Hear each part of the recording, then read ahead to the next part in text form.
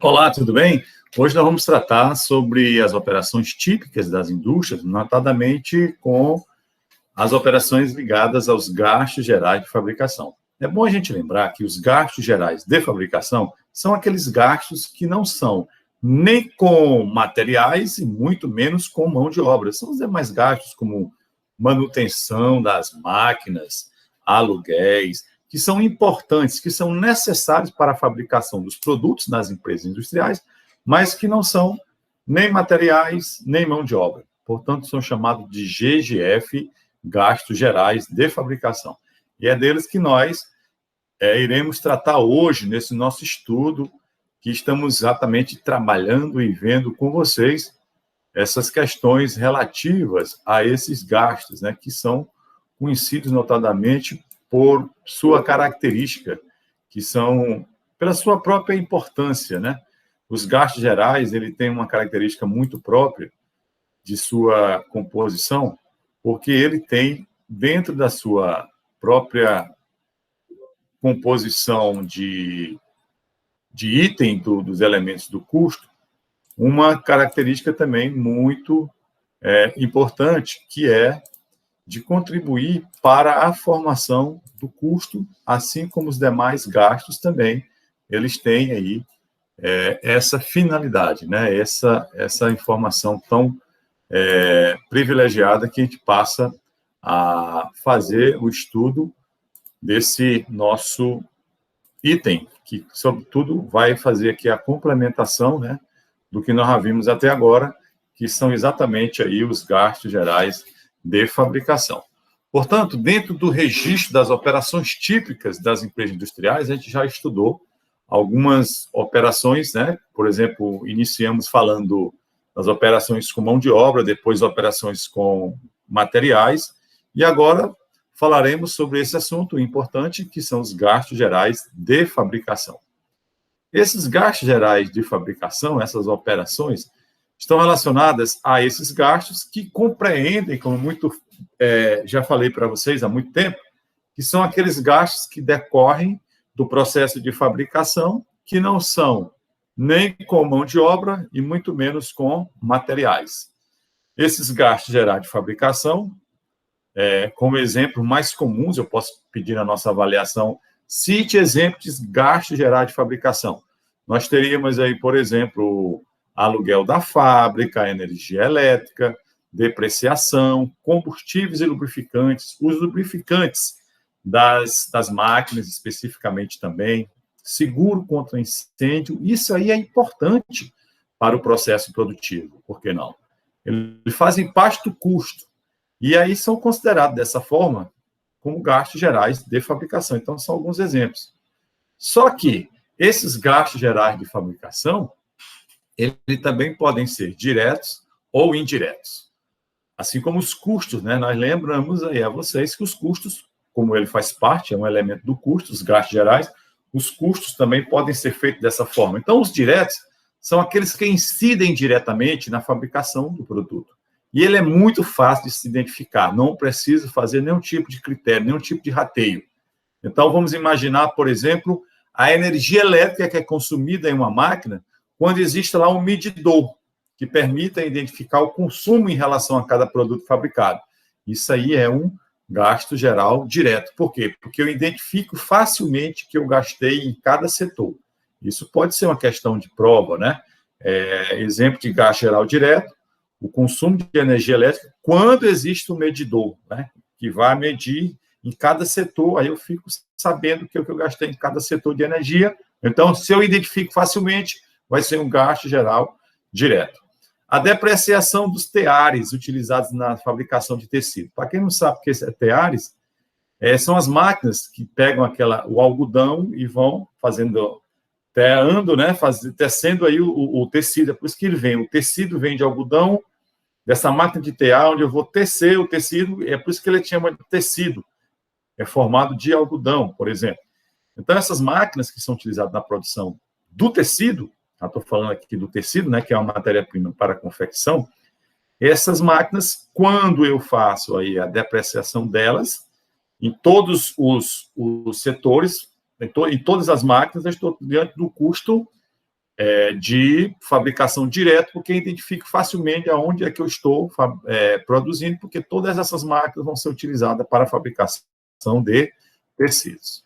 Então, essa classificação é importante. E aí, falando dos gastos gerais diretos, muito bem, nós já apresentamos para vocês o que ele representa, não esquecendo de lembrar a importância, né, e esses exemplos onde nós temos aí, como a energia consumida e a depreciação, entre outros exemplos que teremos.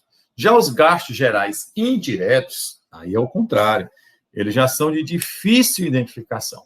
Então, eles não são, não permitem, aí, quando você não tem uma identificação segura em relação ao produto, esse gasto é considerado indireto.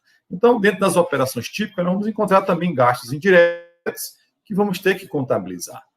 Há casos em que os controles para a consideração dos gastos gerais de fabricação como diretos são tão onerosos para a empresa que é preferível ela considerar como indireto, porque às vezes ela não consegue identificar facilmente. Então, ela joga como indireto, possivelmente até aqueles de menor valor.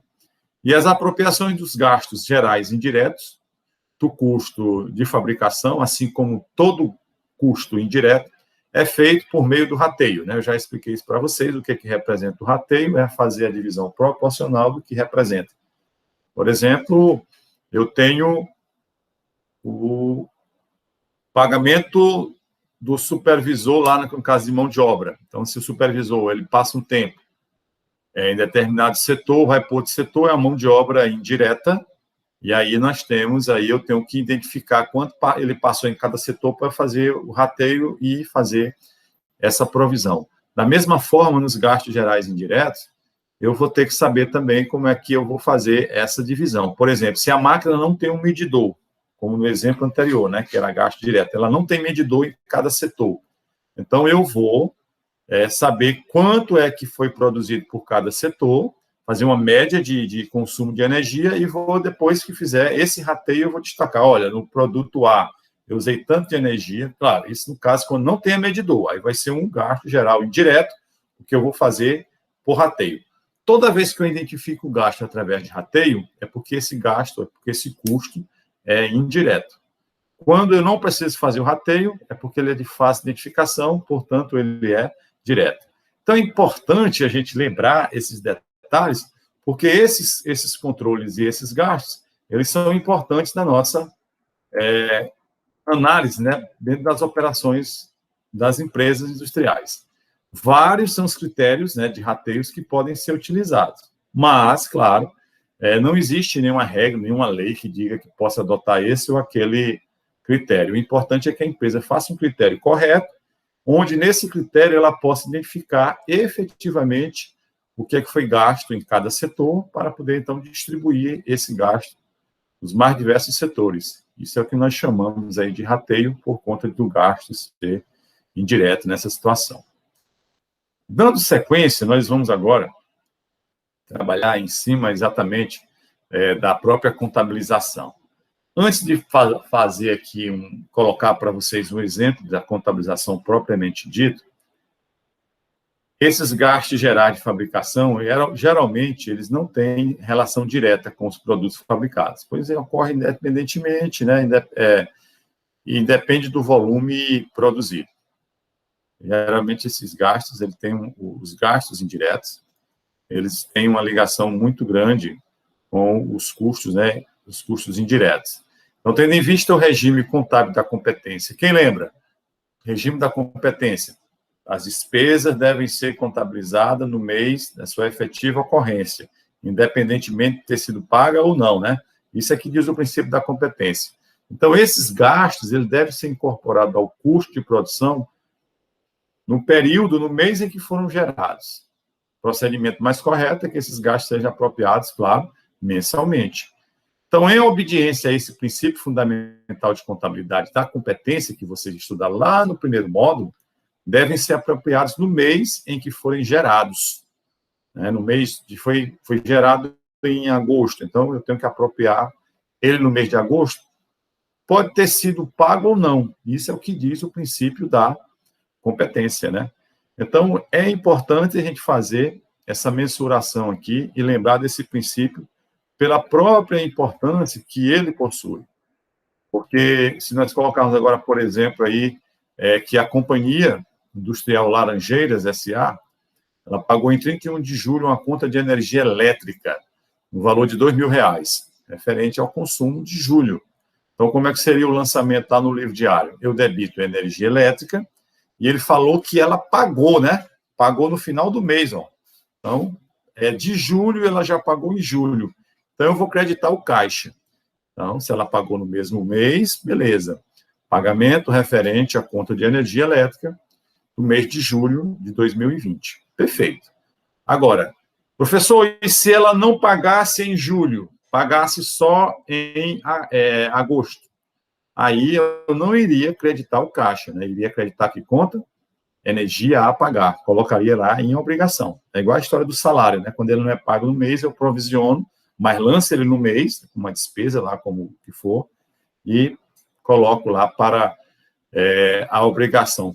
Provisionar é exatamente isso, é você pegar esse gasto e jogar lá para a conta correspondente, que é exatamente a conta onde teremos aí a obrigação. Nesse caso aqui, nós não vamos falar em obrigação, porque nós estamos diante de uma conta que foi paga no próprio mês, logo no final. A conta é de julho, ele pagou em 31 de julho, então sai direto do caixa. E atenção, né? Tem uma atençãozinha aí para você observar que através do débito na conta de energia elétrica, quando você debita energia elétrica, esse gasto ficou devidamente incorporado ao custo de produção do período. Qual é o período? O período de julho. E é isso que deve ser feito em obediência a quê? Em obediência ao princípio que nós conhecemos, princípio da competência. E, por fim, só para fazer aí uma retrospectiva, eu queria agora, depois que nós estudamos as operações típicas das empresas industriais, né? Como, por exemplo, gasto geral de fabricação, agora. Começamos lá com mão de obra e depois materiais. Eu só queria lembrar a vocês que tudo isso aí é que compõe o custo industrial, por esses três elementos: materiais, mão de obra e gasto geral de fabricação. Então, o custo de produção de um determinado período da empresa industrial, ele é conhecido por essa forma, CPP. O que é CPP? Custo de produção ou fabricação do período. MT é igual a MT mais MO mais GGF, onde MT são os materiais, nós já conhecemos, estudamos, mais a mão de obra, que também conhecemos, estudamos e fizemos a contabilização daquela folha, mais o GGF, que agora a gente encerra falando sobre o mesmo. Então, esses três elementos é que compõem o CPP. Então, com isso aí, nós temos essa fórmula tão importante para calcular o custo de produção do período. E, dessa maneira, conhecendo esse custo, a gente conhece exatamente o que ele representa, o que é que ele tem de característica importante no nosso estudo, a sua composição desde os materiais, desde a mão de obra, como também um importante item que são os gastos gerais de fabricação. Então, essa informação é que eu queria passar para vocês sobre esse importante tema, para que vocês possam, então, estarem estudando mais esse tópico sobre gastos gerais que vai compor aí, que compõe a nossa programação, que fecha com isso as operações típicas das empresas industriais, notadamente com os três elementos que nós temos aí, que são exatamente materiais, mão de obra e gastos gerais de fabricação.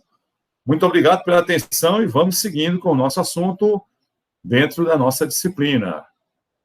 Até a próxima oportunidade e vamos seguindo aí com o nosso material didático e sendo sempre repassado para vocês. Obrigado.